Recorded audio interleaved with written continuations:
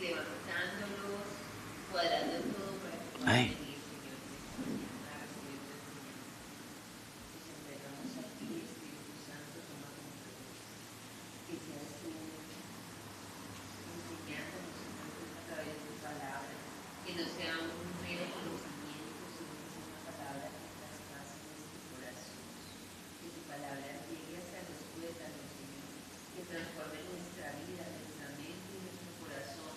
Porque aunque vivimos en este mundo, nosotros no pertenecemos al mundo. No podemos vivir igual. Enséñanos a ser esos hombres y mujeres que tú quieres que nosotros seamos, Señor. Que hagamos la diferencia. Que la gente vea algo diferente en nosotros, pero lo que ven es a ti, Señor. Que podamos ser salidos de nuestros cosas.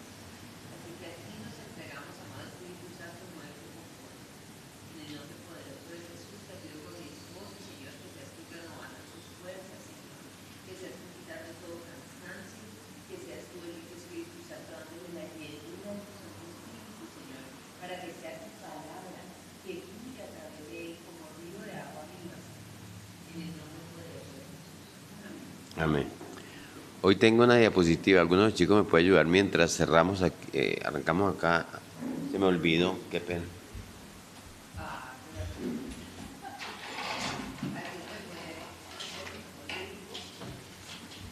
Es una diapositiva que nos sirve de guía.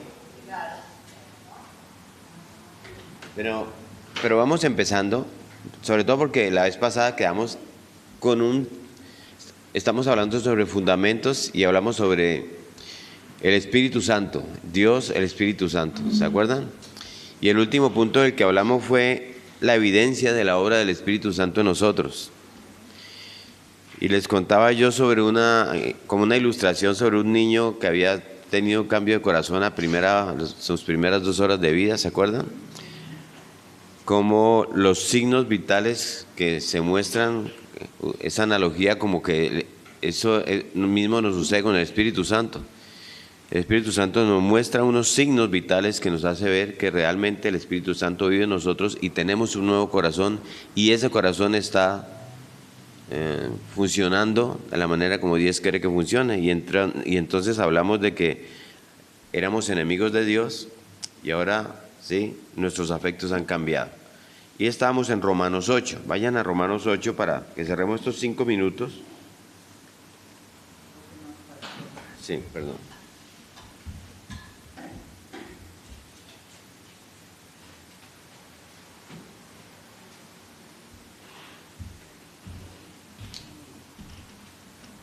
¿Ya sabes cuál es el fundamento?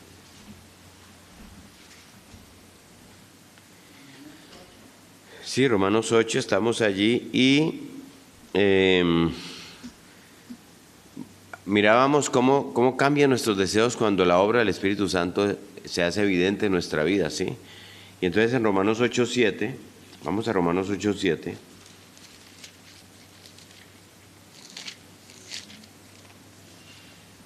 Sí, el versículo 7, ¿cómo estábamos? Sí, entonces dice, por cuanto los designios de la carne son enemistad contra Dios porque no se sujetan a la ley de Dios ni tampoco pueden. Eso éramos nosotros. No podíamos, no queríamos, no nos sujetamos a la ley de Dios. ¿Sí? Y luego les decía que nos pasáramos al versículo 15 porque ahí ya estamos con el Espíritu Santo. Y el versículo 15 dice, porque lo que hago no, perdón. 15, pues no habéis recibido el espíritu de esclavitud para estar otra vez en temor, sino que habéis recibido el espíritu de adopción por el cual clamamos, Abba, Padre. ¿Sí? Y entonces es eso significa que antes que el Espíritu entrara en nosotros, éramos enemigos de Dios, pero ahora, con el Espíritu Santo en nuestro corazón, ya clamamos papá, que es la expresión de Abba, Padre, ¿no? Ya sentimos ese afecto, esa diferencia que es la marca del Espíritu Santo en nosotros, llamar a papá, decir papá, Abba, Padre, ¿sí? Entonces nuestra mente es transformada y ahora vamos en una nueva dirección y deseamos que nuestra vida glorifique a Dios, porque tenemos el Espíritu Santo. Porque decíamos que ¿cuál es el rol principal del Espíritu Santo? Glorificar a Jesucristo. ¿Sí? Entonces, si Jesucristo está en ti, eso es lo que tú deseas, glorificar a Jesucristo. ¿Sí? Y no estás haciendo eso porque Él te lo exige, porque te va a castigar, porque tú si no lo glorificas, no, es que tu corazón ahora está diciendo, este es mi papá. ¿Sí? Mi corazón anhela agradar a papá. Ese es el testimonio del Espíritu Santo, confirmando que Él está en nuestro corazón, porque si el Espíritu Santo no estuviera en nosotros, no amaríamos a Dios. ¿Te acuerdas que todo eso lo hablamos? Como dice el versículo 7, entonces no podemos, dice el versículo 7, no pueden. ¿Sí? Pero hay una mente nueva ahora, ¿sí? Y empezamos a cambiar y ya no estamos en la carne porque podemos amar a Dios, podemos hacer lo que Él requiere de nosotros. ¿Y cómo es eso posible? El versículo 11 nos lo dice. Romanos 8:11. Si el espíritu de aquel que levantó de los muertos a Jesús mora en vosotros, el que levantó de los muertos a Cristo Jesús vivificará también vuestros cuerpos mortales por su espíritu que mora en vosotros. O sea, hubo un tiempo en nuestra vida que no glorificábamos a Dios. Ni siquiera queríamos y ni siquiera podíamos glorificar a Dios. Ahí es donde uno se da cuenta, el incrédulo no puede. Sí, que a veces peleamos y decimos, pero ¿cómo es posible? No puede. ¿Sí? Cuando entendemos la realidad del corazón no regenerado, pues hasta somos más compasivos y entendemos la realidad de ese ser humano al que tenemos que llegar con el mensaje del Evangelio, ¿sí? ¿Por qué? Porque están muertos en sus delitos y pecados. ¿Sí? Pero entonces el Espíritu Santo comienza a habitar en nosotros. ¿Y cuál es la consecuencia? Que ese mismo Espíritu que levantó el cuerpo mortal de Jesús también vivifica nuestros cuerpos mortales. ¿Sí? Y tenemos nuevas capacidades. Ahí quedamos la vez pasada, que hablábamos de las capacidades. ¿Sí? Y capacidades como nunca hemos tenido. Miren lo que dice el versículo 15. Pues no habéis recibido el espíritu de esclavitud para estar otra vez en temor. ¿Sí? O sea, no hay más temor. Para el cristiano no hay más temor. Ya no somos esclavos del pecado. ¿Sí? Tenemos que creer eso. Y déjeme decirle algo, Satanás no quiere que creas eso, ni que lo entiendas. Es la lucha del cristiano, ¿sí? Satanás siempre te va a querer convencer de que, hermano, usted ya no tiene nada que hacer. Ya lo que usted hizo, usted no va a poder salir de ese pecado. ¿Sí? Eso te va a tomar mucho tiempo, no vas a cambiar, no hay esperanza para ti. Ese es el mensaje al oído, ¿sí? De parte de Satanás. ¿Y qué dice Pablo en Romanos? No habéis recibido un espíritu de esclavitud para estar otra vez en temor. ¿Sí? Entonces yo ya le puedo decir a Satanás, cuando vienen esos pensamientos a mi corazón, si es que yo he sido redarguido de pecado, estamos hablando de aquel que ha sido convencido por el Espíritu Santo de que somos pecadores. Ahora lo vamos a hablar en el estudio del hombre. ¿Sí? Pero yo ahora, Satanás no va a aprovecharse de eso y yo le voy a decir, Satanás, eso es mentira, porque ahora el Espíritu vive en mí, obra en mí, porque más grande es el que mora en mí que el que está en el mundo, dice la palabra. El Espíritu Santo mora dentro de mí y la esperanza para el cristiano es real y el progreso en su camino de santificación es posible. ¿Sí? ¿Por qué? Porque ya no soy un esclavo. ¿Sí? El Espíritu Santo mora en mí, tengo una nueva dirección para mi vida y tengo nuevos deseos en mi corazón y tengo nuevas capacidades para servir a Cristo. ¿Sí? Yo sé que hubo un tiempo en mi vida que yo estaba controlado por mi vieja naturaleza y todos lo tenemos, ¿sí? Pero esa naturaleza está muerta. ¿Por qué? Porque el Espíritu Santo me ha dado vida espiritual. ¿Sí? Y eso significa que entonces yo puedo progresar en mi vida. La esperanza para el cristiano es real. ¿Sí? El cambio es posible porque el Espíritu Santo mora en mí. Y el cristiano tiene que creer eso. Andar y caminar en esa certeza. ¿Sí? Porque si no creemos eso, no podemos tener victoria. Y no vamos a estar firmes. Y si no vamos a estar firmes, vamos a perder la batalla. Por eso Pablo cuando habla de la armadura de Dios, nos dice, estad firmes. Más que el mismo hecho de salgan a pelear, estén firmes. Y estamos firmes en esa en ese conocimiento, en esa certeza de que el Espíritu Santo obra en nosotros, ya no somos esclavos del pecado. ¿Sí? La evidencia de la presencia del Espíritu Santo en tu vida es el deseo de servir y glorificar a Dios. Ahora vives así, en esa certeza. La evidencia de su presencia es un corazón que ama a Jesús, porque antes no podías. O sea, no podrías amar a Jesús a menos que el Espíritu Santo esté obrando en ti. Usted oye a una persona cualquiera que se burla de Cristo. Si pasara con los musulmanes, ya lo declaran reo de muerte y queda como acusado de muerte y lo persiguen por el mundo entero para matarlo. Nosotros los cristianos no hacemos eso, pero sí nos damos cuenta que esa persona no tiene el Espíritu Santo de Dios morando en él, por lo tanto no es cristiano y tiene un posible destino que él, si él mismo lo supiera, estaría arrodillándose arrepentido delante de Dios, porque él ya no puede tener victoria esa persona, ¿sí? Entonces, el Espíritu Santo obra en nosotros de esta manera poderosa, nos da capacidades, y yo no digo que no habrá batallas, ¿sí? Vamos a necesitar esto, vamos a necesitar las Escrituras, vamos a necesitar la oración, necesitaremos a toda la comunión de creyentes. Hablaban ellos estos días con alguien. No somos oidores de prédicas. La prédica es importante y el mensaje del Evangelio, pero la iglesia es la iglesia, no es estas paredes. Y todos necesitamos como una comunidad de creyentes. El proyecto cristiano de Cristo o el plan de Dios es de comunidad.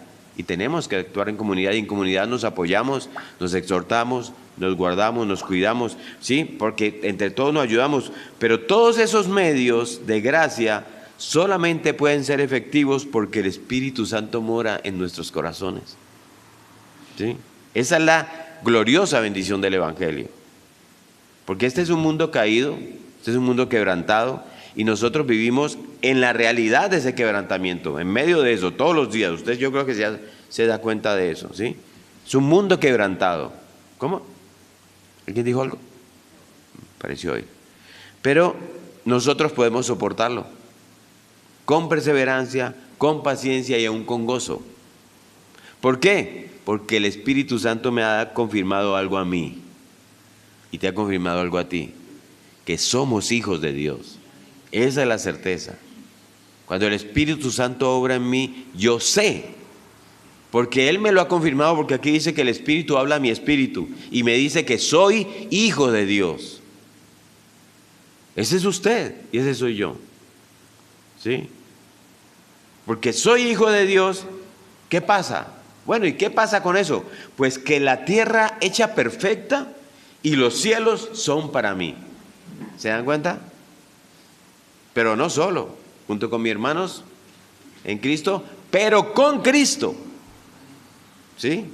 Y eso a mí me trae paz en momentos difíciles, porque los tenemos todos, porque el sufrimiento del momento no se compara con la gloria que nos ha de ser revelada, dice Pedro, ¿sí? Entonces, ¿cuál es el resultado? ¿Cuál es la evidencia del Espíritu Santo en ti? Las personas que saben que el Espíritu Santo mora en ellos, ellos claman Abba Padre, Señor, papá, ¿sí? Papá, porque ahora saben que son herederos, porque ahora saben que son hijos de Dios, lo saben, el cristiano lo sabe, ¿sí? Y saben que la creación está siendo transformada por sus oraciones. Miren el valor del creyente cuando entiende que el Espíritu Santo mora en él. La creación puede ser transformada por sus oraciones. La oración del justo puede mucho, ¿sí? Y entonces alabamos a Dios, porque entendemos que Él está obrando todas las cosas para el bien de sus hijos. Romanos 8:28, ¿sí? Y entonces nosotros ya podemos decir gracias, Espíritu Santo. Y alabo a mi Señor Jesucristo y alabo al Padre y le doy gracias por la obra del Espíritu Santo en mi vida, en el nombre de Jesús. Amén. Ese es el pedacito que nos faltaba para entender la certeza del Espíritu Santo obrando en nosotros. Ahora vamos a pasar al siguiente fundamento, ¿sí? Que es el hombre. Pasemos a la siguiente diapositiva, si me ayudas con eso.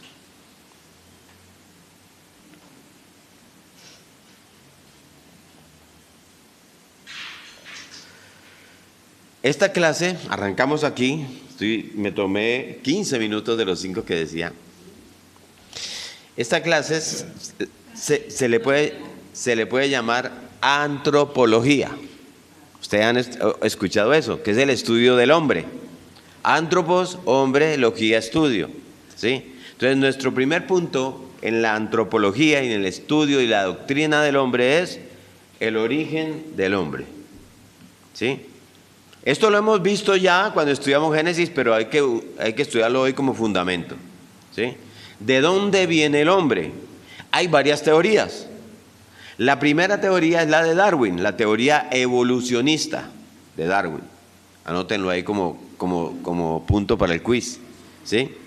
Que dice básicamente que la vida vino de aminoácidos que se fundaron por allá en los pantanos del mundo primitivo, donde formaron una célula, la célula evolucionó y de ahí salen todas las especies. Esa es la teoría evolucionista. ¿Sí? Ahora, uno de los grandes problemas con esa teoría hoy día son los estudios modernos de la llamada molécula del ADN y su código genético. Porque la ciencia ha determinado hoy en día, que cada organismo tiene su propia estructura única de ADN y solo puede reproducir ese mismo género o esa misma especie. Eso tumba la teoría de la evolución. ¿Sí? La misma ciencia establece que hay un tremendo potencial de variación dentro de cada especie. ¿Sí? Lo que facilita la generación de muchas variedades, pero dentro de la misma especie. Lo que concluye que no hay una evolución de nuevas especies o nuevos géneros, ¿sí? Sino que miren lo que dicen los científicos honestos. Ellos determinan, la variación horizontal es altamente posible, pero nunca cambios verticales. ¿Sí entienden la gráfica? ¿Sí? O sea, solo miremos a nuestro alrededor. ¿Sí? Todos somos de la misma especie, todos los que estamos aquí, pero todos nos vemos de alguna manera diferentes. ¿Sí? La variedad es infinita. ¿Sí? Somos seres humanos, pero nunca una planta ha evolucionado a algo más elevado que una misma planta. ¿Sí? Solo en los muñequitos, pues, y en los canales de ciencia ficción. Y si usted estudia las mutaciones y el cambio en la genética, siempre es negativo. ¿Sí? Siempre es descendente, eso lo hablábamos en la clase sobre la Génesis 1. O sea, las mutaciones en cualquier especie siempre son en descendente. Nunca hay una nueva especie más evolucionada cuando hay mutaciones. ¿Sí? Por lo tanto, cada especie, llámese vegetal, animal o humana, solo puede reproducirse a sí misma a lo largo del tiempo. Así sean millones de años, como dicen ellos, que dudo que sean millones de años. ¿Sí? Otro problema con esta teoría, fíjense en esto, es que si nosotros somos el producto de la materia, puramente producto de la materia, de esa materia mezclada en los pantanos de la evolución, y solamente materia, ¿de dónde vino mi capacidad para pensar? ¿De dónde vino mi capacidad para razonar o para acumular memoria, por ejemplo? ¿De dónde vienen mis sentimientos? La materia no tiene ningún componente básico que produzca sentimientos. ¿Sí? ¿De dónde viene mi conciencia? La materia no tiene ninguna conciencia.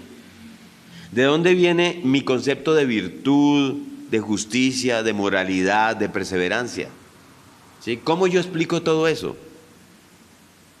Y además miren esto, si eso ocurrió al azar, allá en los pantanos de la evolución, y ahí se creó el cerebro del hombre, ¿qué tan confiado puedo yo estar en mi cerebro que está postulando esta teoría? Porque un cerebro que se formó ahí a lo loco, sin tener valores de origen, yo no sé si realmente puedo confiar en él. Yo solo puedo explicar de dónde viene mi habilidad de razonar, mi habilidad de pensar, de memorizar, de relacionarme con otros, de tener conciencia, de tener valores de lo que es bueno o malo, etcétera, etcétera. si fui formado o generado por alguien con todos esos atributos. No de la materia que no los tiene.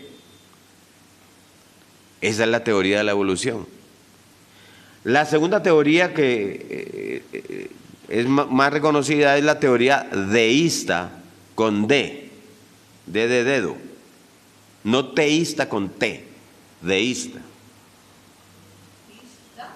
Deísta, de y deísta. ¿Sí? De divinidad, de Dios. ¿Sí? Esta teoría, a diferencia de la teoría de la evolución, sostiene que la observación del mundo natural es suficiente para determinar que sí debe existir una deidad suprema, un creador del universo, sí. Pero eso nada tiene que ver con argumentos de tipo religioso. Es decir, debe existir por lo menos una divinidad creadora, pero no necesariamente tiene que ver con valores morales y principios, no se trata de eso, o principios de fe. Ese ser creador simplemente creó al mundo, pero en algún momento se retiró y dejó de involucrarse en la evolución, en la creación, perdón. ¿Sí? Deja a la creación abandonada a sus leyes físicas y naturales y el mundo funciona solo. Esa es la teoría. Los filósofos griegos le llamaban a eso el logos, que era como el fundamento de todo el cosmos, ¿sí? Por eso es que Juan en su evangelio, en respuesta a esta postura deísta, en Juan 1 del 1 al 4, dice, en el principio era el logos, y el logos era con Dios y el logos era Dios, cuando nosotros lo tenemos traducido como el verbo, ¿sí? Este era en el principio con Dios, dice Juan. Todas las cosas fueron hechas y sin Él nada había sido hecho, y sin Él nada de lo que ha sido hecho fue hecho, ¿sí? Pero en el versículo 14, señores griegos, de ese mismo capítulo, Juan les dice, pero aquel logos fue hecho carne y habitó entre nosotros. Esa es la respuesta de Juan a esa postura, ¿sí? Pero para el deísta, con D, de dedo, la gran mayoría de la gente, a ver, el Dios, el ser creador, el logos, para esos deístas, simplemente lo que ese logos hizo fue que le dio cuerda a la creación, ¿sí? Como un reloj, y abandonó el mundo y a él no le importa lo que está pasando en este mundo. Hay mucha gente que cree eso todavía. Yo sé que hay un ser creador, yo sé que hubo, sí, pero no tengo relación con él, simplemente creo el mundo y yo sé que tiene que haber, es que es evidente, ¿sí? Una enorme cantidad de gente piensa eso y vive bajo esa creencia. Abraham Lincoln era deísta, ¿sí? Mucha gente cree que él fue un cristiano, pero él dejó documentos donde él dice, yo no soy cristiano. Él creía en un Dios y tenía valores cristianos, pero no era cristiano en el sentido de que él creyera en Cristo como su Señor y Salvador, ¿sí? Por lo tanto, para un deísta, Dios, como el iniciador del proceso evolutivo, ¿sí? ¿Me siguen ahí? Produjo la primera materia viviente, él la produjo, ¿sí? Y en esa materia está involucrada la especie humana. Y todo de ahí en adelante evoluciona en un proceso de fecundación de la materia con las leyes naturales que la regulan en su proceso subsiguiente. No está muy lejos de la teoría de la evolución de Darwin. Sí hay un Dios, pero él dejó una materia ahí básica primaria y de ahí todo ha evolucionado, ¿sí? Esa es la teoría deísta. La teoría teísta con T es la tercera, ¿sí? Que es la teoría de la creación. Esa es la nuestra, la teoría de Dios, del cristiano, que establece que Dios creó al mundo y se mantiene en contacto con su creación hasta el día de hoy. Y Dios está en control de todos los eventos que ocurren en su mundo y que por lo tanto nosotros no somos producto de una simple evolución. Dios creó cada cosa según su especie, creados por Dios según su especie, contrario a la de Darwin y contrario a la deísta. Nosotros entendemos que de una especie no se pasa a otra, ni que la materia va evolucionando, que es la teoría del deísta. ¿sí? Que eso es lo que se llama la macroevolución. Nosotros no la aceptamos, pero sí aceptamos lo que es considerado la microevolución, que son cambios pequeños horizontales, como les decía al principio, ¿sí? En la estructura del ADN dentro de la misma especie. ¿Se acuerdan cuando hablábamos de Génesis? Que está la especie canina y hay cantidad de variedades, ¿sí? Dentro de la misma especie hay mucha variedad, eso se llama microevolución, ¿sí? Por ejemplo, las aves pueden tener un pico más largo o un pico más corto, pero siguen siendo aves. Puede ser que en un momento los caballos o los elefantes eran más grandes que ahora, por las condiciones climáticas, lo que ustedes quieran y todo lo que podemos estudiar de este proceso microevolutivo, pero ahora son más pequeños, pero siguen siendo caballos y siguen siendo elefantes, ¿sí? Y los monos siempre han sido monos, y el hombre siempre ha sido hombre. No ha habido, ni ha podido haber, ni ha sido demostrado nunca que de la especie primate se haya evolucionado hacia la especie humana. Entonces, admitimos lo que puede ser llamado la microevolución, ¿sí? Cambios dentro de una misma especie, pero no creemos para nada en la macroevolución, que sería el cambio de una especie a otra. Esa es la teoría teísta. Esas son las tres teorías de las que se habla, la nuestra es la tercera. Ahora, entendiendo el origen del hombre, en ese sentido, que Dios lo creó como una especie, pasamos ahora al segundo punto, la constitución del hombre, ¿sí? ¿Cómo fue hecho el hombre? La palabra de Dios establece en Génesis 1:26 que Dios hizo al hombre ¿cómo? A su imagen y semejanza, ¿sí? La pregunta es ¿qué significa eso? Porque entramos ya a hacer como el análisis de ese punto. Si usted le pregunta a los mormones, ellos creen que Dios tiene un cuerpo. Y seguramente que Dios tiene manos y todo, y que mide más o menos 1,80. Y tiene unos rasgos X y sus manos miden como 20 centímetros, así, más o menos, ¿sí? Simplemente porque la Biblia dice que Dios hizo al hombre a su imagen y semejanza, como una explicación infantil, ¿sí? De nuevo, yo no puedo simplemente leer un texto de la Biblia y tomarlo en forma separada y llegar a una conclusión. Yo necesito ver el resto de la Biblia completo que dice. Y lo que el resto de la Biblia dice básicamente es que el hombre fue hecho a imagen y semejanza de Dios porque el hombre tiene un espíritu al igual que Dios. Porque el hombre tiene una mente al igual que Dios. Porque el hombre tiene sentimientos al igual que Dios y puede reaccionar y puede relacionarse con otros y puede amar igual que Dios. Porque incluso fue creado sin pecado. Entonces, hay semejanza con Dios, ¿sí? Y claro que tenemos que tener semejanza con Dios porque si yo no tuviera ninguna semejanza con Dios, yo no podría comunicarme con Dios. Yo no podría entender lo que Dios está tratando de revelarme. Algo tengo que tener semejante a Dios. Y eso es lo que nos hace diferentes. Eso es lo que marca la diferencia entre nosotros y cualquier otra cosa creada en el universo. La raíz de la palabra hebrea para imagen, creo que lo veíamos alguna vez, es Tselem, T-S-E-L-E-M. Tselem, Tselem con una T al principio, Tselem. Y tiene el significado de que es algo tallado o la sombra de algo. Hebreo, ¿sí? En otras palabras, en cierta manera el hombre fue una astilla, en un sentido que podría reflejar la sombra de la imagen de Dios, ¿sí? Como cuando decimos de tal palo tal astilla, ¿sí? Inclusive podría decirse que el hombre fue moldeado, fue grabado y fue cincelado a la forma de Dios. Somos creados siguiendo un patrón celestial, un patrón divino, un patrón eterno que no pasa con ninguna otra cosa creada en ningún lugar del universo, solo el hombre. Génesis 2:7 dice que somos formados del polvo de la tierra, ¿sí? ¿Y qué pasa con eso? Pues que por eso nosotros compartimos algunas características biológicas con el resto de las criaturas. Tenemos ese componente, ¿sí? Biológico, y estamos diseñados para convivir juntos en un ambiente común donde tenemos funciones recíprocas con todos ellos.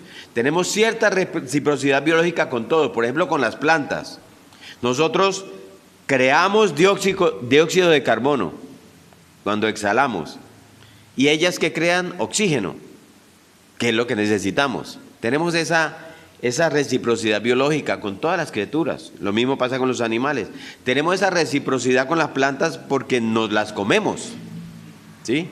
Tenemos reciprocidad con los animales, con el agua, con el sol, con la luna y con todas las demás cosas de nuestro mundo. Tenemos eso porque somos hechos del mismo material, físicamente hablando, pero no somos monos altamente desarrollados.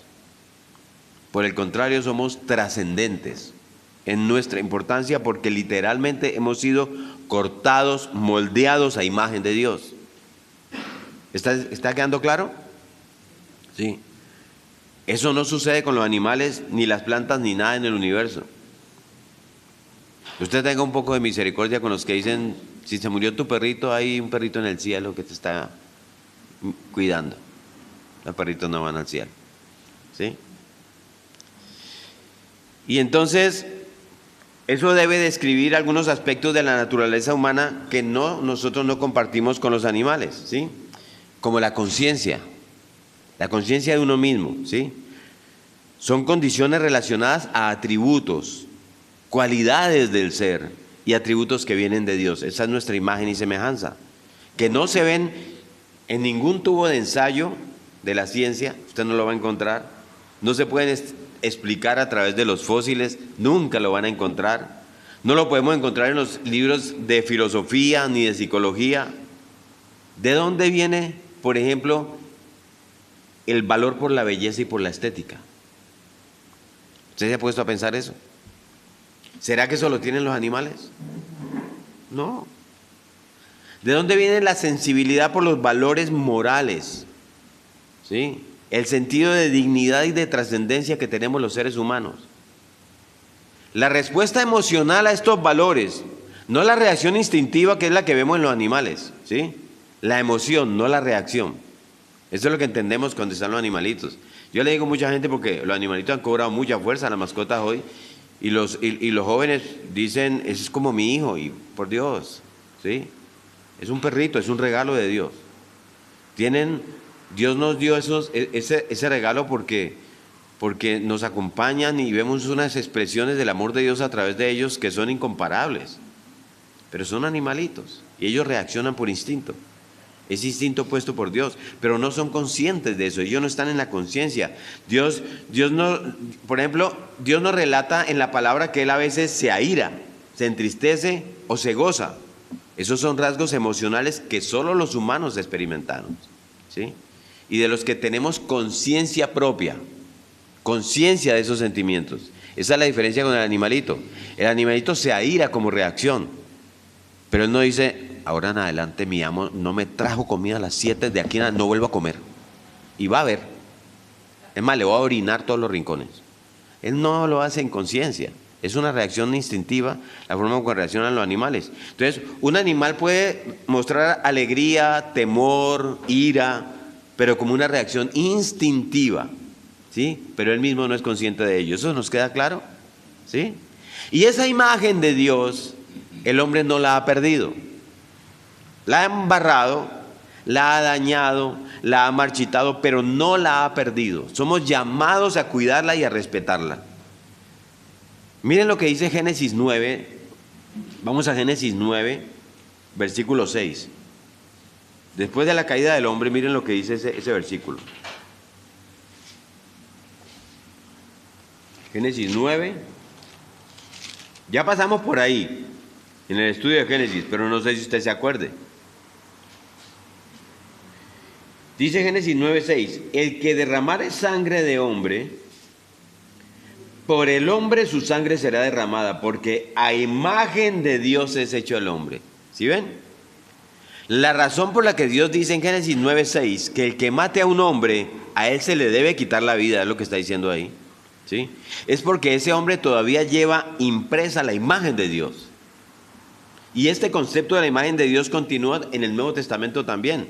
Eso no se acaba en todo el transcurso de la Biblia, ¿sí? Miren cómo Santiago, vamos a la carta de Santiago adelante, allá en el Nuevo Testamento.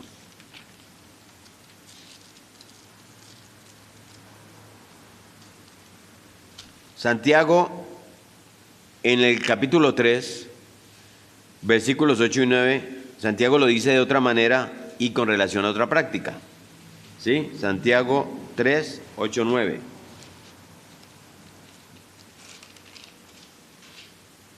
Pero ningún hombre puede domar la lengua, que es un mal que no puede ser refrenado, llena de veneno mortal. Con ella bendecimos al Dios y Padre, y con ella maldecimos a los hombres que ¿qué? Que están hechos a la semejanza de Dios. ¿Sí ve cómo él usa eso? ¿Sí? Santiago advierte que cuando maldecimos a alguien, cuando peleamos con alguien, ¿sí? Estamos haciendo algo en contra de la imagen de Dios. Ese es el entendimiento, ¿sí? Porque hay una imagen de Dios que está en él.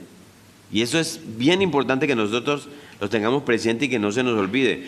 Pero el concepto es que estoy constituido de los mismos componentes, ¿sí? Del mismo material atómico y del mismo material en bruto de todo lo creado, ¿sí? ¿Quedó claro eso? Pero lo que me hace distinto es mi parte invisible, la parte que no puedo encontrar en mi ADN, que no está en los cromosomas. Y esa es la parte que me hace a mí a la imagen y semejanza de Dios.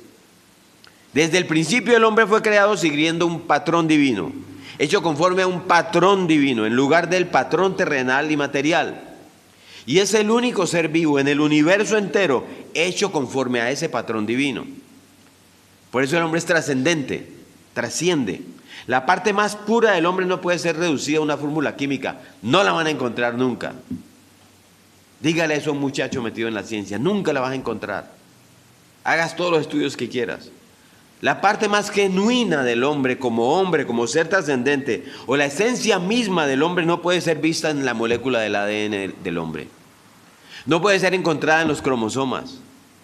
Ni si usted disecciona su cerebro, no. Ni si abre su corazón, tampoco. No puede ser encontrada al estudiar su sistema nervioso.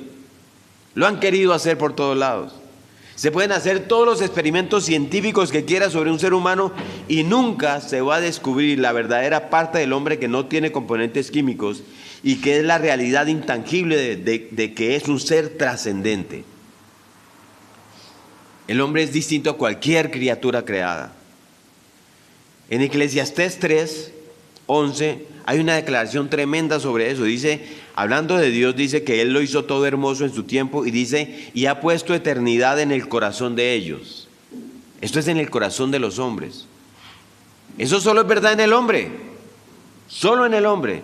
Dios puso eternidad en nuestros corazones. Mejor dicho, usted puede quitar su cuerpo y usted va a vivir para siempre, porque esa es la esencia de la enseñanza nuestra, ¿sí? Entonces, la imagen de Dios, estamos hablando de este primer punto, de la constitución del hombre, no es algún tipo de forma física como los mormones. La imagen de Dios indica atributos que no se comparten en absoluto con los animales ni con ninguna otra criatura creada.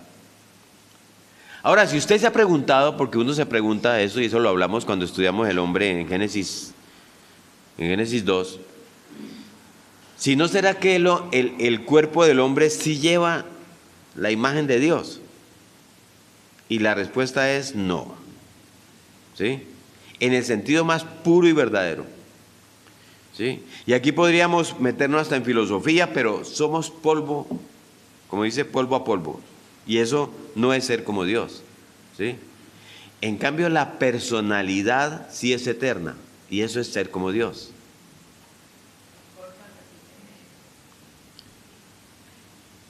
El cuerpo del hombre, la pregunta es, ¿llevamos en el cuerpo la imagen de Dios? Somos polvo, eso no es la imagen de Dios. Pero nuestra personalidad, nuestro ser interior, nuestro espíritu, y ahora vamos a hablar de eso, ¿sí? Ese es eterno. Y ese sí es como Dios. ¿Eso está claro ahí? ¿Sí? Sin embargo, aunque el cuerpo no es la expresión de la imagen de Dios, sí nos sirve como un vehículo a través de la cual la imagen de Dios se manifiesta. ¿Sí? Mejor dicho, si yo no tuviera un cuerpo, yo tendría dificultad en relacionarme con ustedes. Yo no sé cómo sería muy difícil. ¿Sí? Entonces, mientras que el cuerpo no es la imagen, porque Dios es espíritu, está en Juan 4:24, y no tiene cuerpo, mi cuerpo me da el vehículo en un mundo corporal, físico, para que la imagen de Dios se manifieste a sí misma. Entonces, sí nos sirve para eso, pero no es la imagen de Dios en sí mismo. ¿Sí está claro eso? ¿Sí? O sea, nuestro cuerpo no es la imagen de Dios, no estamos hechos a la semejanza de Dios. Pero Dios usa nuestro cuerpo para hacer manifiesta la imagen de Dios en todos nosotros. ¿Sí? Es más o menos así. ¿Sí? Ahora, un segundo punto, eso es la imagen y semejanza. ¿Cómo está constituido el hombre? Un segundo punto, en la doctrina de la antropología en relación con la constitución del hombre, es si el hombre es dicótomo o tricótomo. ¿Qué es eso? ¿Sí? Palabras domingueras.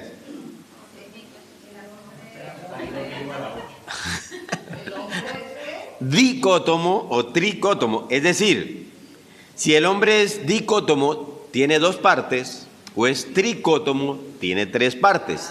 Dicotomía o tricotomía, ¿sí? En otras palabras, el hombre tiene cuerpo y alma, o el hombre tiene cuerpo, alma y espíritu. Ahí hay un debate, ¿sí?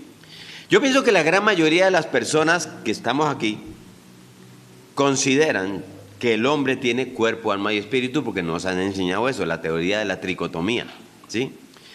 Y es un argumento muy escuchado para justificar el uso preferente de la psicología en los círculos evangélicos, ¿sí? Más allá de la consejería, porque hay un tratamiento psicológico, ¿sí?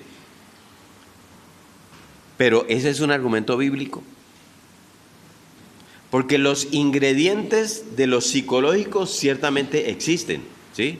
Están entre los rasgos más importantes e interesantes de nuestra vida interior. Nuestros patrones de pensamiento, nuestras emociones, nuestras motivaciones individuales. Pero, ¿será que ese depósito conceptual o psicológico es una parte distintiva en nosotros que no es ni espiritual ni es biológica? ¿Es otra más? ¿Será que es así? ¿Qué es lo que dice el libro de Génesis? Entonces usted se va para Génesis 2, al versículo 7. Y ahí empezamos como a tratar de dilucidar esta diferencia conceptual, ¿sí? Dice Génesis 2, 7.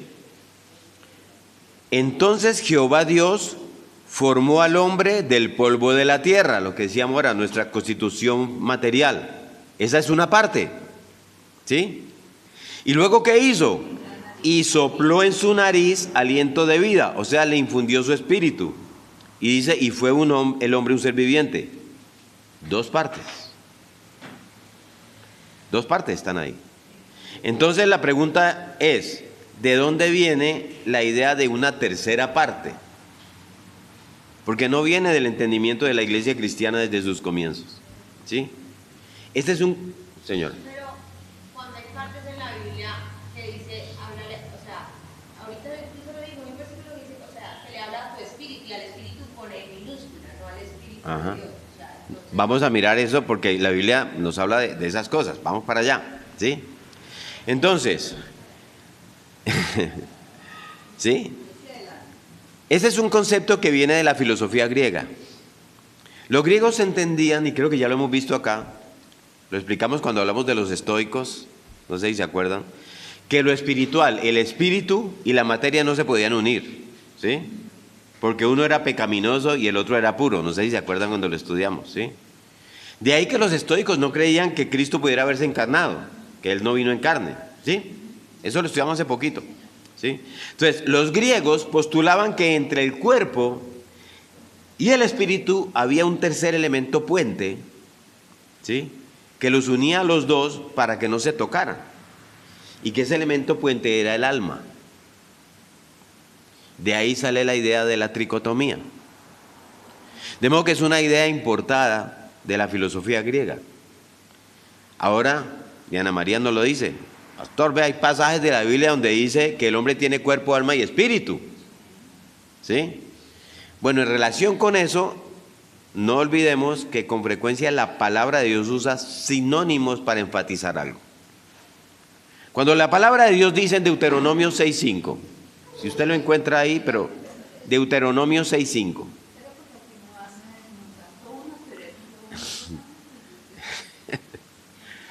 Deuteronomio 6.5, ¿están ahí? Ok. Quinto libro de la Biblia, capítulo 6, versículo 5.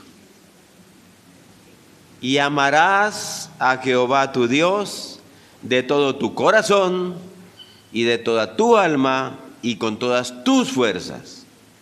Cuando la palabra de Dios dice eso, preguntémonos, ¿la palabra me está diciendo que yo debo amarlo con tres partes diferentes de mi cuerpo? Con toda mi alma, con todo mi corazón, con toda mi fuerza. La misma idea, ¿sí? Lo que Dios me está diciendo es que lo ame con todo mi ser. Pero la idea de repetir sinónimos no me está diciendo que hay un compartimiento en mí que se llama fuerza, hay otro que se llama alma y hay otro compartimiento que se llama corazón. Y que use los tres compartimientos, ¿sí? De ahí la esencia de lo que es la hermenéutica, el entendimiento, la interpretación de la palabra. ¿Qué es lo que Dios me está comunicando cuando me dice que lo ame con toda mi alma, con todo mi corazón y con toda mi fuerza? Que lo ame por completo. ¿Sí? Vamos ahí. Vamos a seguir reafirmando eso y trabajando en este punto. Otra forma de ver si el hombre tiene tres partes o dos partes es cuando yo me muero. ¿Sí? ¿Mi cuerpo a dónde va? A la tumba. ¿Sí? Y mi espíritu va a Dios. ¿Y el alma para dónde se va entonces? O sea, esa tercera parte, ¿para dónde va? Entonces, la forma como vemos el alma, para decir que hay algo similar a eso, es que no es una tercera parte. ¿Sí? O sea, la diferencia no es ontológica, no es de existencia. Nos estamos refiriendo a lo mismo, la diferencia es semántica, de palabras, de gramática. Es una diferencia de lenguaje la que encontramos entre espíritu y alma. Es cuando David dice, alma mía, eso iba a decir. Ajá. Vamos para allá. Al Señor, o alma mía, ¿por qué estás deprimida? Ajá, eso. Entonces, por lo general el alma se entiende como, miren, son sinónimos. O sea, alma y espíritu es lo mismo. Es lo mismo. Sí. Son sinónimos. Es lo que la palabra nos enseña a enfatizar eso, ¿sí? Miren esto. El alma se entiende, y esto es curioso, como algo más apegado al cuerpo, ¿sí? Y el espíritu como algo más despegado del cuerpo, por decir algo. O sea, no es lo mismo que a usted le digan, vamos a la iglesia esta noche, que nos vamos a congregarnos con 50 almas, ¿sí? A que te digan, vamos a la iglesia esta noche que vamos a congregarnos con 50 espíritus, ¿sí? A uno como que yo prefiero ir a la primera invitación y no a la segunda, ¿cierto? Sí, los otros son como... Se habla de que el alma es el asiento de los sentimientos, de las emociones, de la voluntad, ¿sí? Y yo creo eso. Pero no quiere decir que sea una parte separada, adicional, ¿sí? Es una habilidad que yo tengo de tener sentimientos, emociones y voluntad. Cuando mi cuerpo y mi espíritu se unen, me dan la habilidad de tener sentimientos, emociones y voluntad. ¿Tienes una pregunta ahí atrás?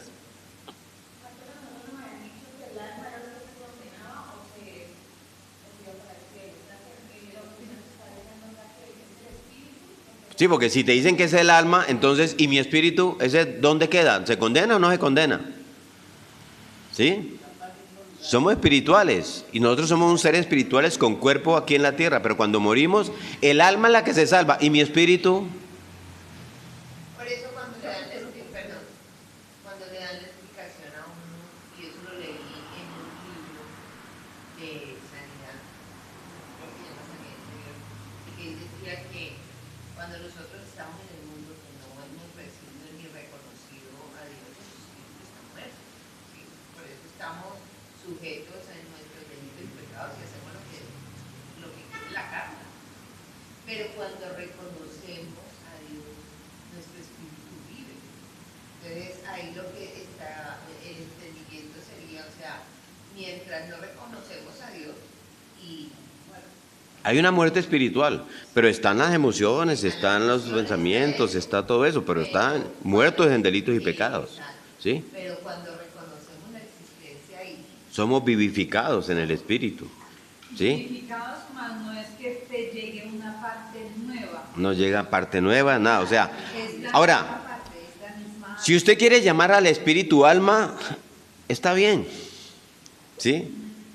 Pero no sería una tercera parte. Esa tercera parte ni está en el Génesis cuando Dios creó al hombre, ni está en la muerte cuando el hombre parte hacia la tierra una parte y la otra se va hacia el cielo o hacia el infierno.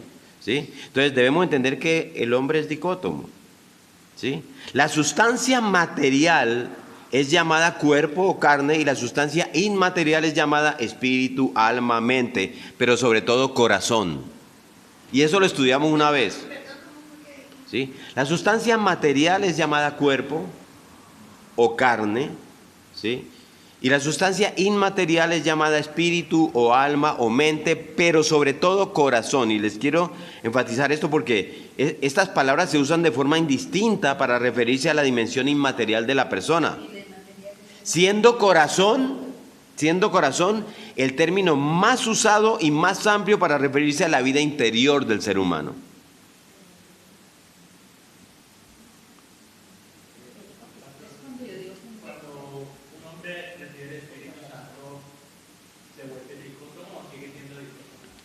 Sigue siendo dicótomo, pero el Espíritu Santo mora en él, pero no es parte esencial de él, porque no tenemos la santidad del Espíritu.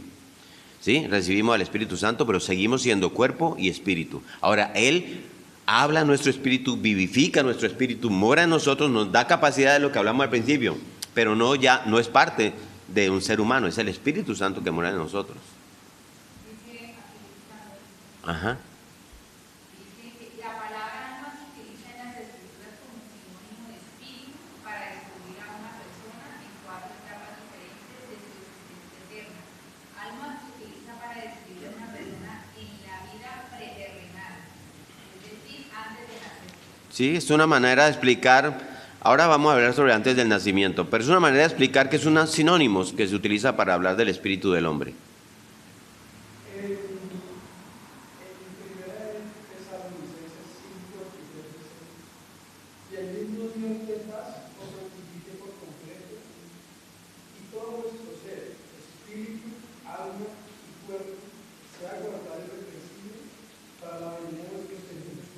Sí, esos son versículos que los que tienen, digamos, lo que explican que somos tricótomos, dicen, ahí dice, ¿sí?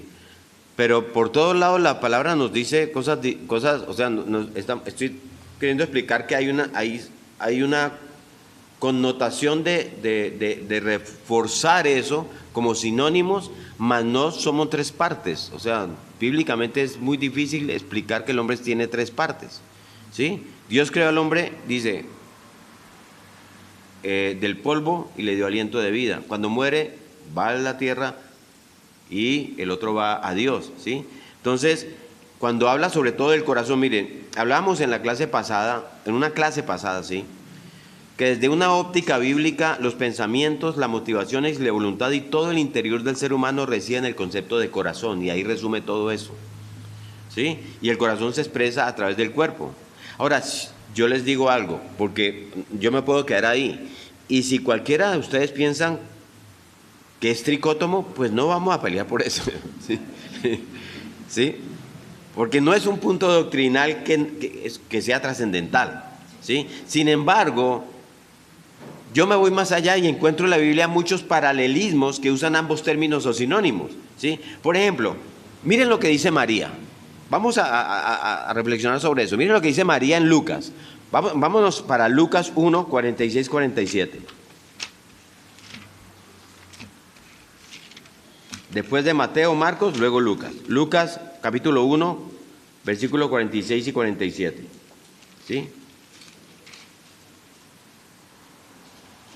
Viene el ángel y le dice a María, ¿sí? Todo lo que le dice, bendita eres entre todas las mujeres. Y entonces María dijo, versículo 46, Engrandece mi alma al Señor y mi espíritu se regocija en Dios mi Salvador. ¿Sí? O sea, ¿realmente ustedes creen que esa expresión se refiere a dos partes diferentes de la persona? O sea, María ve al arcángel y le dice, mi alma engrandece al Señor. Y el espíritu por otro lado se regocija.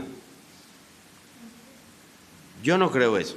¿Sí? Está expresando la misma idea. Su interior se está regocijando y es una sola idea.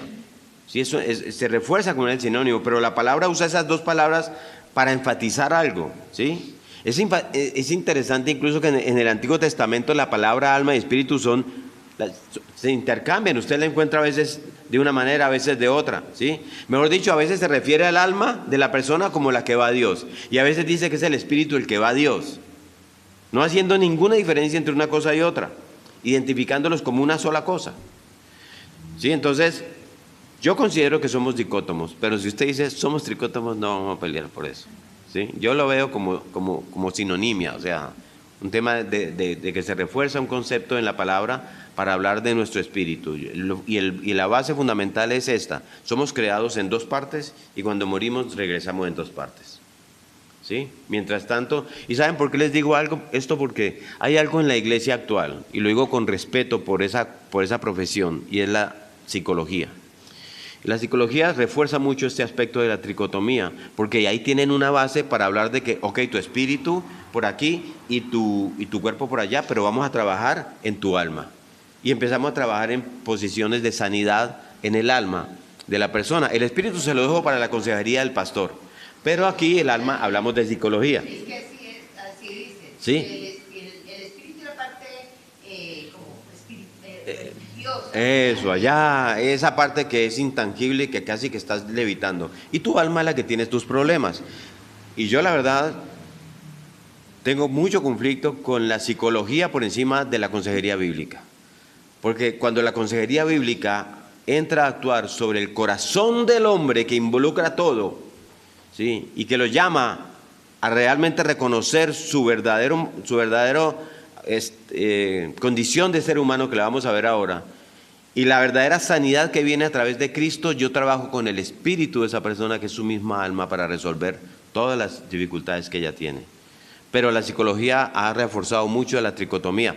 Pero vuelvo y digo, yo por eso tengo dificultad en creer que somos tricótomos. ¿Sí? Pero no vamos a pelear si usted sí cree que somos tricótomos, ¿vale? Vamos a un tercer punto en cuanto a la constitución del hombre, ¿sí? Y tiene que ver con la generación del espíritu o del alma, ¿sí? ¿De dónde viene mi espíritu? Esto es, o sea, esto que yo tengo, que es mi espíritu, que va a ir a donde Dios, y los de ustedes también, ¿cierto? ¿De dónde salió? Hay tres posiciones. Y de las tres, la tercera es la que la inmensa mayoría de los teólogos entiende que es la correcta, y la vamos a ver ahora. Entonces, la primera posición sobre la teoría de dónde viene el espíritu, ¿sí?, fue postulada principalmente por un hombre de nombre Orígenes, ¿sí?, uno de los cristianos de la iglesia primitiva. Él fue incluso uno de los que comenzó como maestro de la iglesia, ¿sí? Y él tenía la idea de que las almas o los espíritus preexistían antes de venir acá. Como que hay un banco de espíritus ahí, ¿sí? Entonces, en el momento de la fecundación, cuando el espermatozoide y el óvulo se unen, el alma sale de ese banco y entra en ese cuerpo en formación, ¿sí? El problema es que ese concepto de preexistencia no se puede seguir hasta una conclusión lógica desde el punto de vista bíblico. La preexistencia de las almas significaría que las almas siempre han existido. Y si eso fuera cierto, entonces los seres humanos también somos parte de Dios, porque no fuimos creados, siempre existimos, ¿sí? Por lo tanto, este concepto es claramente contrario a las afirmaciones de la Biblia de que no hay otro ser eterno más que Dios.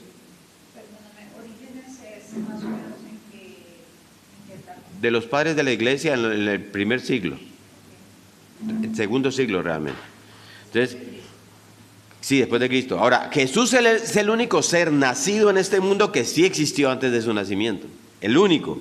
Juan 1:1, ¿se acuerdan? En el principio era el verbo era con Dios y el verbo era Dios.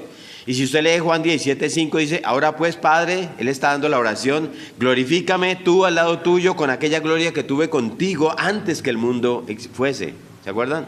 Él lo dice. En Colosenses 1:17 dice, y Él, dice Pablo, es antes de todas las cosas, y todas las cosas en Él subsisten.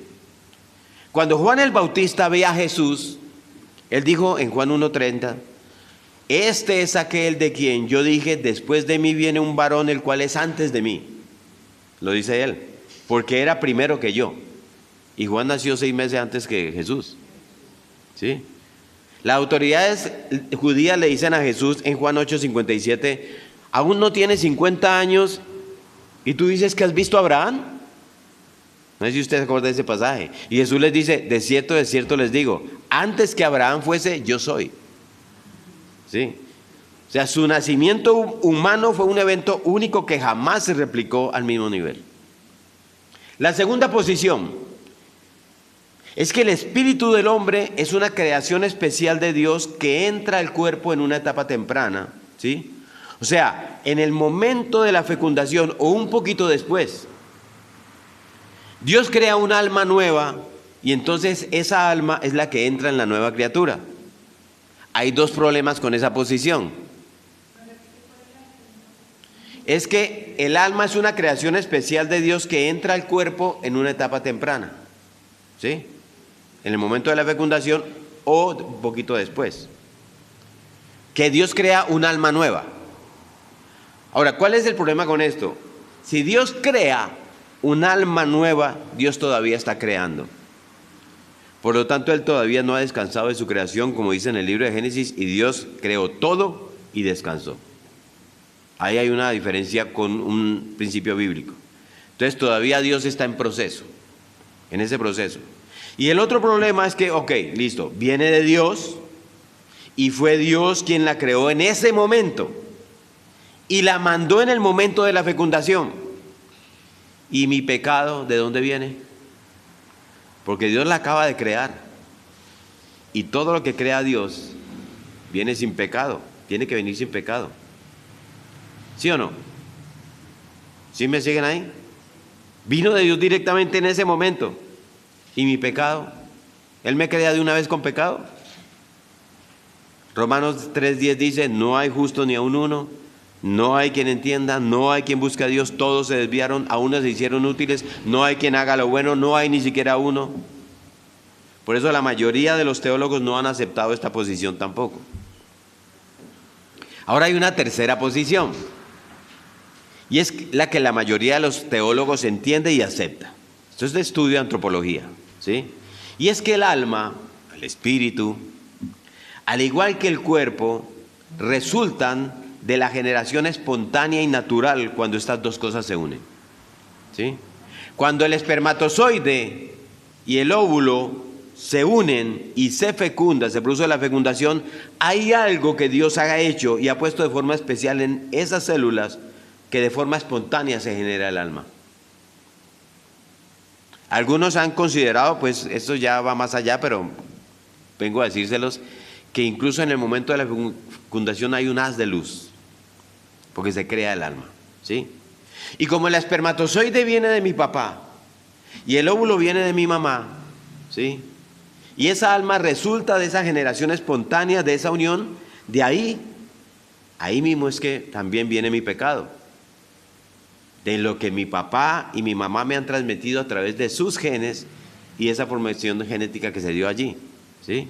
Así que eso es la que la mayoría de los teólogos, aunque todavía pueden haber algunos en otras posiciones, aceptan como la teoría de en qué momento se crea el alma o el espíritu. En el momento de la fecundación se crea el alma. Ajá.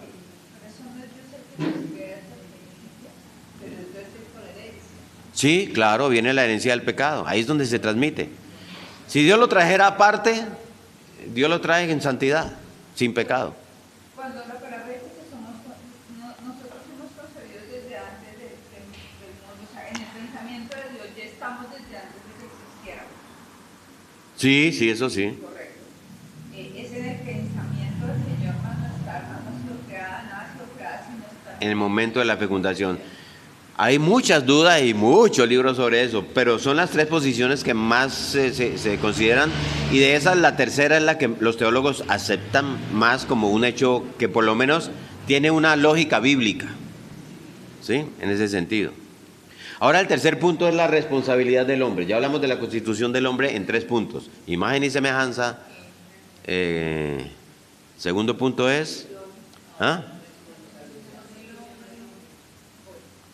Sí, si somos tricótomos o dicótomos. Y el tercero es, sí, de dónde viene el espíritu. ¿Sí? Ahora vamos de la responsabilidad del hombre. En el versículo 26 de Génesis 1, después de decir hagamos al hombre a nuestra imagen conforme a nuestra semejanza, Dios dice, y señoree. ¿Señoree qué? Y entonces él pasa a describir todo. Señoree en los peces del mar, en las aves de los cielos, en las bestias de toda la tierra, en todo el animal que se arrastra sobre la tierra. Y luego en el versículo 28 de Génesis 1 dice, ahí en la mitad del versículo, fructificad y multiplicaos, llenad la tierra y sojuzgadla, señoread sobre los peces del mar, en las aves de los cielos y en todas las bestias que se mueven sobre la tierra. El hombre fue diseñado por Dios para ser soberano del planeta, para ser el rey del planeta. Versículo 6, señoree. Versículo 28, sojuzguen y señoreen. El hombre como especie es creado a imagen de Dios, lo entendemos, conforme a un patrón divino, y se le da la responsabilidad de ser el soberano sobre la creación entera. ¿Sí? Todas las formas, incluidas las formas de vida más elevadas, creadas y más allá de las plantas, todo está bajo el dominio soberano del hombre. Al hombre se le da la responsabilidad de ser Soberano sobre la creación entera. ¿Sí? Otra responsabilidad que el hombre recibe como soberano del mundo está en el capítulo 2 de Génesis, en el versículo 15. ¿Qué dice Génesis 2:15? Acompáñeme allá. Eso la puede encontrar facilito. Tomó pues Jehová Dios al hombre y lo puso en el huerto del Edén. ¿Para qué? Para que lo labrara y lo guardase. ¿Sí? Acuérdese que cuando Dios le dice esto a Adán, todavía no hay maldición. No hay pecado, no hay caída, no hay muerte. Pero aquí de alguna manera el huerto del Edén se tenía que cuidar. Hay un trabajo ahí, ¿cierto? No sabemos lo que eso significó, pero ahí está una responsabilidad que el hombre tiene desde el principio. Asegurarse de que el huerto de Dios sea cultivado y florezca. Ahora, la caída del hombre provocó la caída del huerto también. Eso lo tenemos claro, ¿cierto? Un huerto en el cual la muerte ahora ya existe. Un huerto que ha sido afectado de manera brutal por la caída, el pecado y la muerte. Pero vivimos en un mundo que está diseñado por Dios, a pesar de estar caído, para manifestar su gloria, y tenemos una responsabilidad. ¿Cuál? Cuidar ese huerto que es de Dios. ¿Sí? Donde usted viva, Dios le ha dado ese pequeño espacio, un pequeño pedazo de su mundo, ¿sí? Del mundo de Dios, y ese pequeño pedazo es para darle la gloria al Creador. Hay un mandato de dominio aquí, que indica que tenemos la responsabilidad de hacer que la creación magnífica de Dios sea desplegada. ¿Está claro eso? Los veo mirando así como... Hay un mandato de Dios que cuidemos el huerto, sencillo, ¿sí? Conforme a lo mejor de nuestra capacidad, para que de alguna manera moldee este pequeño mundo en el que vivimos, en una dirección que vaya hacia Dios y le dé la gloria a Dios, ¿sí? Porque el propósito final del hombre, ¿cuál es? Darle la gloria a Dios. Todo lo que hacemos lo debemos hacer para la gloria de Dios. Y tenemos una tierra maldecida con la que tenemos que lidiar, y eso no es fácil, ¿sí? Pero como Adán necesitamos trabajar al punto que sudemos para que la belleza creativa de Dios pueda desplegarse, la gloria de Dios. Mucha gente piensa que trabajar es malo. No sé, uno no debería trabajar, sobre todo en nuestra cultura latina, ¿no? No, hermano, es que usted trabaja mucho. No, es que él vive enfermo porque trabaja mucho. El trabajo no enferma, ¿sí? Si el trabajo enfermara, yo estaría muerto. El trabajo no enferma, el trabajo no es malo, el trabajo es bueno, ¿sí? El trabajo es una invención de Dios y es bueno. Nosotros no somos seguidores del negrito del batey, que el trabajo lo hizo Dios como castigo, ¿sí? La gente se retira temprano las que se retiran temprano y se jubilan temprano se deprimen más. Eso está demostrado, se aburren más, ¿sí? No tienen nada que hacer, entran en conflicto, ¿sí? De manera que no le crea a la cultura, sobre todo a la nuestra, ¿sí? De que usted se va a enfermar si trabaja con esfuerzo.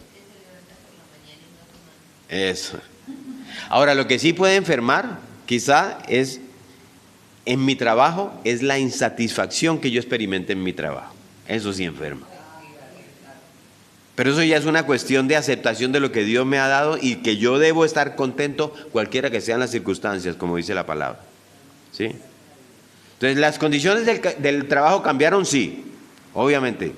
¿Sí? Porque Dios le dice a Adán y Eva que a partir de ahora ella va a dar a luz con dolor, y Adán le dijo, con el sudor de tu rostro comerás el pan hasta que vuelvas a la tierra. De manera que yo me puedo imaginar que, no, es que era que el clima antes era muy bueno y por eso Adán no sudaba antes de la caída y ahora sí suda. No. Eso no es realmente lo que Dios está diciendo. Cuando Dios dice que el sudor de tu rostro comerás el pan, lo que Él está diciendo, ahora te va a costar trabajo. Ahora la tierra no va a estar tan fácil, porque va a haber cardos y espinos. ¿Sí? Y el cuarto punto, ya pasamos entonces la responsabilidad del hombre. Ahora, la condición del hombre como consecuencia de la caída. Lo primero que vemos como consecuencia de la caída, la condición del hombre. ¿Cómo estamos ahora? Usted, piense en usted, porque esa es la condición nuestra, ¿sí? Lo primero que vemos en la palabra es el sentido de vergüenza. Inmediatamente cayeron Adán y Eva, se llenaron de vergüenza, dice ahí, ¿sí? Se escondieron de Dios, se sintieron desnudos. La vergüenza que nosotros sentimos a veces cuando no queremos hacer algo porque me da vergüenza, cuando no queremos llamar a alguien porque es que me da vergüenza, cuando no nos queremos parar aquí a hablar es porque me da vergüenza, eso es gracias a la caída de Adán y Eva. Esa es nuestra condición actual. Y el sentido de vergüenza ese no existía antes, ¿sí? Porque no había nada que ocultar. ¿Se acuerdan que ellos no tenían vergüenza? ¿Sí? No había nada que esconder, nada que probar. Entonces eso a mí me quita toda vergüenza. Ahora ya esa es nuestra condición. ¿Cuál es otra condición del hombre hoy? El temor. Porque dice que tuvieron temor. Ellos nunca habían experimentado eso. Y como consecuencia del temor, ahora ellos aprenden a autojustificarse. La mujer que tú me diste. Ese es tu problema, Dios, porque tú me la diste. Y Eva dice, ¿qué? No, yo no fui, fue la serpiente. Y la serpiente no pudo apuntarle a otra persona porque no había más gente, ¿sí? O si no hubiera seguido.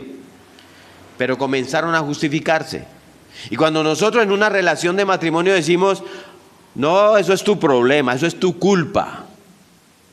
Algo que todos lo hemos hecho. Yo no sé, pues, por lo menos por ahí hemos pasado nosotros. Nosotros estamos haciendo lo mismo de Adán, es nuestra condición. Yo a veces le digo a la gente, es la condición humana, entiéndelo, para poder tener la tranquilidad y la claridad de cómo actuar frente a eso. Es que él no tiene por qué ser así, así somos todos. ¿Sí entendemos lo valioso que es entender nuestra condición? ¿Sí? Cuando la mujer le dice al marido, no, fuiste tú, fue tu mamá o la suegra, ¿sí? Fue fulano, está haciendo lo mismo que hizo Eva. Todo lo hemos copiado hasta el día de hoy. El ser humano sufrió muerte espiritual y muerte física. O sea, se separó de Dios. Él no estaba supuesto a morir antes de eso. Íbamos a vivir eternamente. Pero ahora entonces vamos a tener que morir. Otro punto que surge de la caída y nuestra condición humana, el sufrimiento. Eso está en Génesis 3:16, los dolores de parto. Las mujeres aquí, para las que han sufrido eso, agradezcanle a Eva esos dolores de parto. ¿Sí? Porque hasta ese momento ustedes no tenían por qué sufrir esos dolores. El temor. ¿Sí?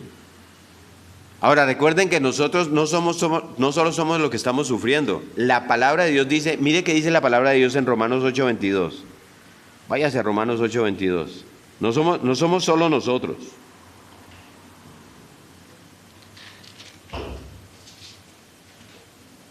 Porque sabemos que toda la creación gime a una y a una está con dolores de parto hasta ahora. ¿Sí ven? Toda la creación gime esperando el día de su redención. Los animales de la selva, aunque usted no lo crea, no se satisfacen cuando un depredador devora una presa. Aún los animales están gimiendo con la caída del planeta. Cuando eso sea redimido, ¿qué dice Isaías? El león y el cordero van a pastar juntos. ¿Sí o no? Por eso es que toda la creación gime y hubo una pérdida de comunión con Dios. Entonces, ¿cuál es la condición real del hombre actual? Esto yo creo que es vital en nuestros tiempos entenderlo. Siempre lo ha sido, pero sobre todo en nuestros tiempos. Por lo menos, no sé si es por lo que yo he estado viviendo y nosotros vivimos, pero hoy se cree que el hombre es básicamente bueno. Eso lo dice Jesús Adrián Romero, incluso si usted lo ha oído por allá. Y yo me pregunto, ¿qué lee este hombre? ¿Qué noticias ve él? Porque yo no veo esas mismas noticias. Porque si hay algo que todos podemos ver desde la historia del hombre, es que el hombre se ha habituado siempre, desde siempre, a la maldad. Y no necesitamos escudriñar mucho en el pasado o en nuestra historia presente y en lo que está pasando. Solo observe a los niños pequeños, cómo comienzan a mentir. Usted no les enseñó eso. Antes de aprender a hablar, ellos ya están mintiendo. ¿Tú cogiste eso? Y cuando las circunstancias no le agradan a esos niños pequeños, usted va a evidenciar en ellos el egoísmo y el deseo de hacer lo malo, aún sobre sus propios padres. De modo que si hay algo que nosotros sabemos es que el hombre no es bueno. No somos buenos. Pero cuando el mundo secular dice lo contrario, yo lo entiendo. Pero si lo dice un cristiano, yo no lo entiendo. ¿Sí? Porque si hay algo que está claro en la palabra, es precisamente lo malo que es el hombre. No hay que darle mucha vuelta a la palabra de Dios para encontrarlo en más de una forma en la palabra. Lo acabamos de leer en Romanos 3:10. No hay justo ni aun uno, no hay quien entienda, no hay quien busque a Dios, todos se desviaron, a unas se hicieron inútiles, no hay quien haga lo bueno, no hay ni siquiera uno. ¿Cuál es ese? Romanos 3:10. ¿Cómo me va a decir usted que el hombre es básicamente bueno cuando Dios declara enfáticamente que no hay nadie que haga lo bueno? Ni siquiera uno, dice. Donde Dios dice que no hay justo ni siquiera uno. No hay quien entienda, todos se desviaron, todos se hicieron inútiles, inservibles. Yo sé que a mucha gente no le gusta oír esto, ¿sí? Pero eso fue lo que llegamos a hacer. Cristo es quien ha hecho algo bueno en nosotros y es por su misericordia que nosotros podemos hacer lo bueno. Porque básicamente el pecado ha manchado todas nuestras facultades. No somos pecadores porque pecamos. Pecamos porque somos pecadores. Traemos el pecado, ¿sí? No sé si ustedes recuerdan que eso lo estudiamos en la caída del hombre, que incluso dice, por malo que yo sea, yo siempre puedo ser más malo.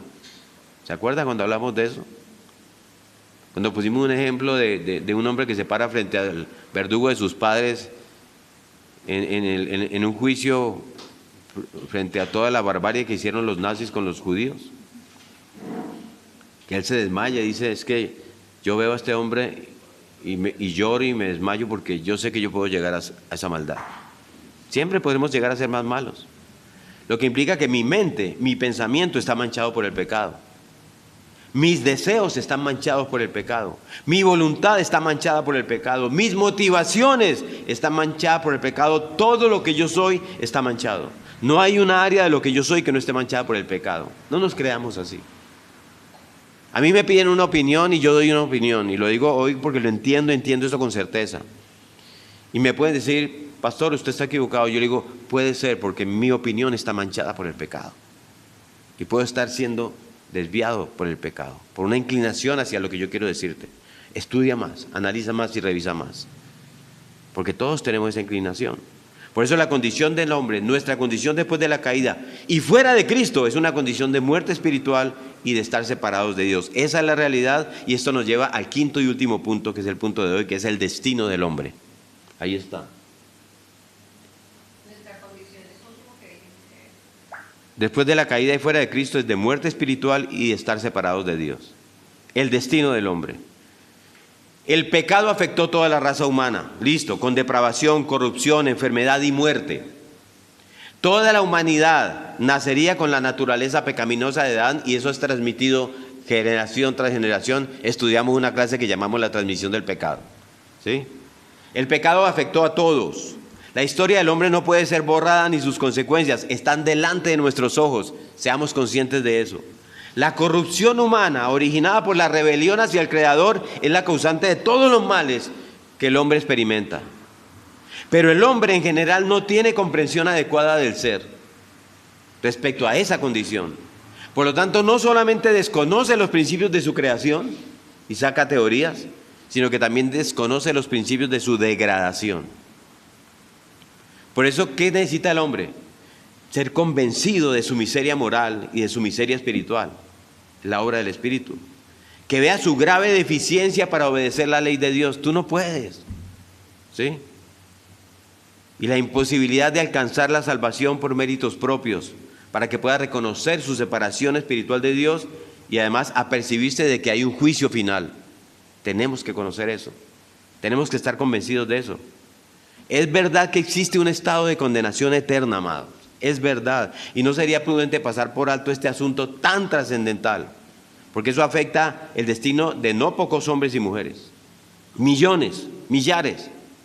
Pero a uno le da pena que para muchos esta reflexión carezca de importancia. A mí no me hables de eso.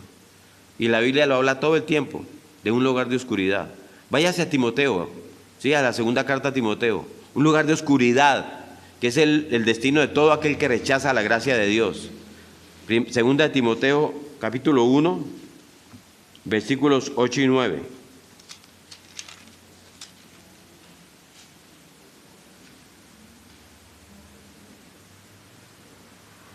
Por tanto, no te avergüences de dar testimonio de nuestro Señor ni de mí, preso suyo, sino participa de las aflicciones por el Evangelio según el poder de Dios, quien nos salvó y llamó con llamamiento santo, no conforme a nuestras obras, sino según el propósito suyo y la gracia que nos fue dada en Cristo Jesús antes del tiempo de los siglos. Perdón.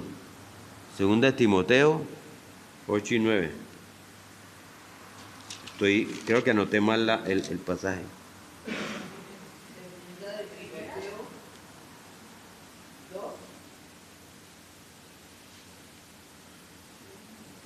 O será la primera Timoteo 8:9.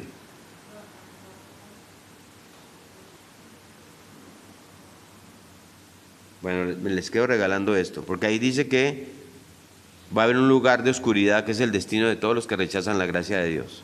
No sé por qué, lo anoté y...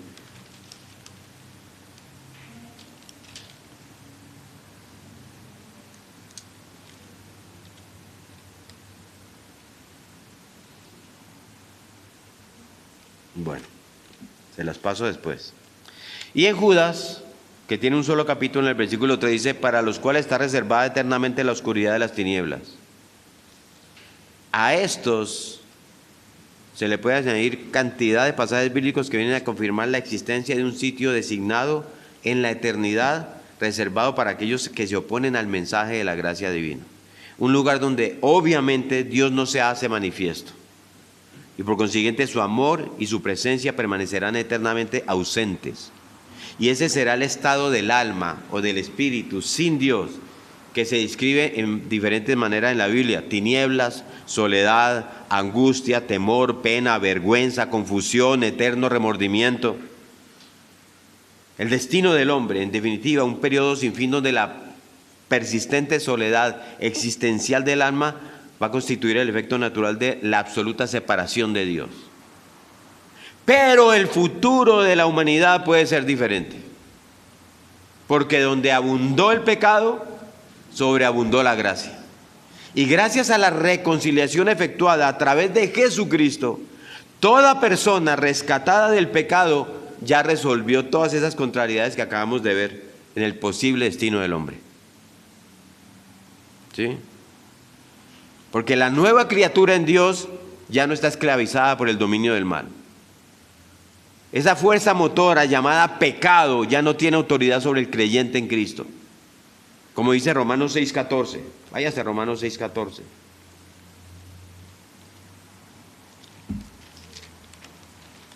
Mira esta belleza de enseñanza. Porque el pecado no se enseñoreará de vosotros, pues no estáis bajo la ley, sino bajo la gracia. Romanos 6:14. Aunque tenemos que reconocer que el creyente todavía conserva esa naturaleza pecadora, por lo que inevitablemente la imperfección sigue con nosotros, ¿sí? Pero pese a todo eso, es la más grande noticia, es La palabra sería maravilloso saber que el Espíritu que mora en el corazón del creyente le asiste en todas esas debilidades. Por eso hablamos, el Señor permitió que quedáramos conectados con la última enseñanza del Espíritu Santo. ¿Cómo? A través de su acción divina. Logra potenciar esa nueva naturaleza en Cristo por la cual hoy consigue vencer las tentaciones. Es por obra del Espíritu Santo.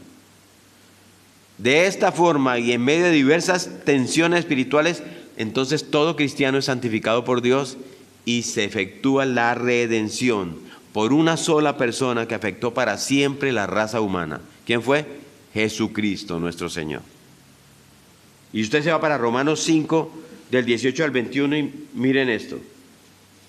Mas Dios muestra su amor para con nosotros, en que siendo aún pecadores, Cristo murió por nosotros. Pues mucho más, estando ya justificados en su sangre, por él seremos salvos de la ira. Porque si siendo enemigos fuimos reconciliados con Dios por la muerte de su Hijo, mucho más, estando reconciliados, seremos salvos por su vida. Y no solo esto, sino que también nos gloriamos en Dios por el Señor nuestro Jesucristo, por quien hemos recibido ahora la reconciliación. Por tanto, como el pecado entró en el mundo por un hombre, y por el pecado la muerte, así la muerte pasó a todos los hombres por cuanto todos pecaron. Pues antes de la ley había pecado en el mundo, pero donde no hay ley, no se inculpa el pecado. No obstante, reinó la muerte desde Adán hasta Moisés, aún en los que no pecaron a la manera de la transgresión de Adán, el cual es figura del que había de venir. Pero el don no fue como la transgresión, porque si por la transgresión de aquel uno murieron los muchos, abundaron mucho más para los muchos la gracia y el don de Dios por la gracia de un hombre Jesucristo. Jesucristo. ¿Por dónde estás leyendo? Ese es cuál. Romanos 5, vamos en la 15. Romanos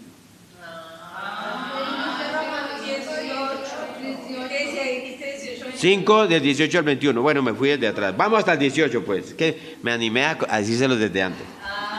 Entonces dice, así que como por la transgresión de uno vino la condenación a todos los hombres, de la misma manera, por la justicia de uno vino a todos los hombres la justificación de vida, porque así como por la desobediencia de un hombre los muchos fueron constituidos pecadores, así también por la obediencia de uno los muchos serán constituidos justos.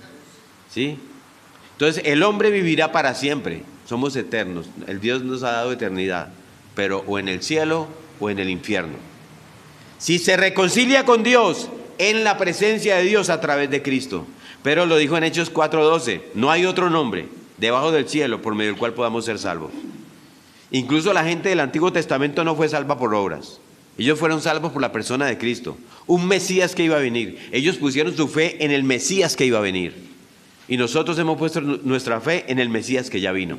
¿Sí? Pero es por la persona de Jesús.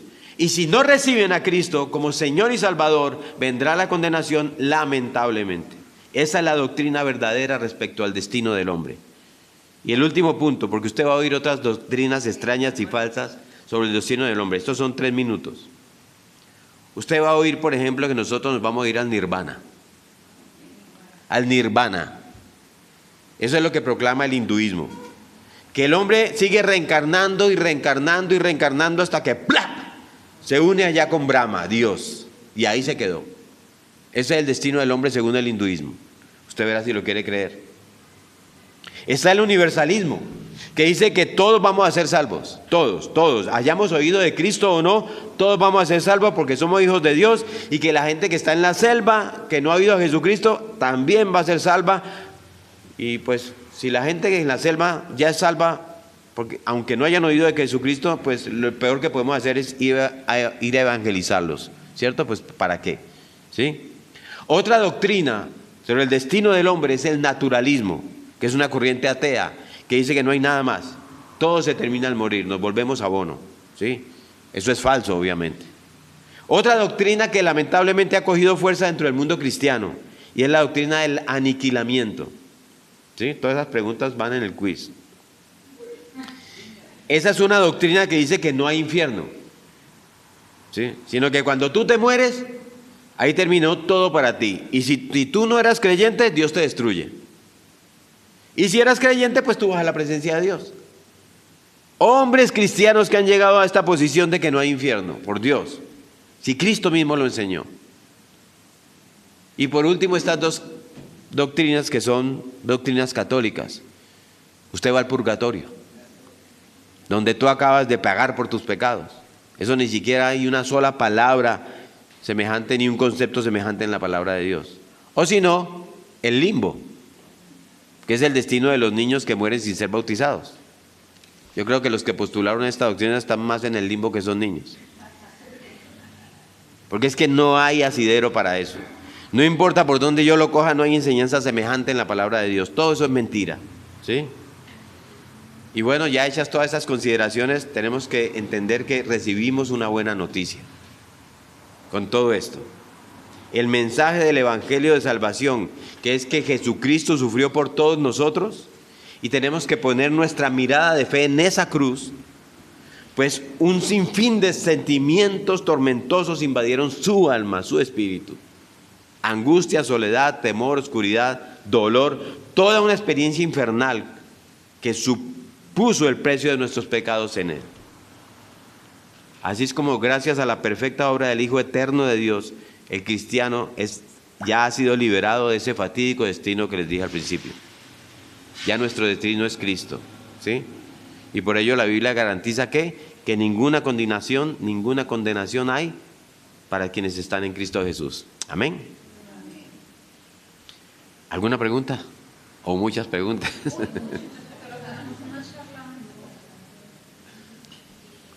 ¿Algún aporte? Bueno, entonces alguien que nos ayude con una oración hoy. Padre, te damos gracias, Señor, por este día. Gracias por esta enseñanza, Señor. Gracias porque quitas velos de nuestros ojos, papá. Gracias porque derrumbas esas fortalezas mentales que hemos hecho, Señor, y que nos alejan de cierta forma de conocer la verdad que eres tú, papá. Padre, sé tú, Señor, ministrando nuestros corazones y nuestra mente en este momento, Señor, para que todo este conocimiento, Señor, se ha llevado a nuestro corazón para amarte, Señor, para encontrarte a ti, Señor, y para saber que tú eres maravilloso y que lo has hecho todo por nosotros, Señor, que tenemos una eternidad para estar contigo, Padre Santo, y que estamos buscando esa eternidad, que te busquemos a ti en búsqueda de esa eternidad, Señor. Bendecimos la vida del pastor Rodrigo, Señor, gracias porque tú abres su mente, Señor, pones en él el entendimiento, el conocimiento para que pueda transmitir. Muchas gracias, Señor, por el día de hoy. Bendice el servicio, Señor, abre las puertas a las personas que van a venir, facilita todo para que puedan llegar, Señor. En el nombre de Jesús, amén. Amén.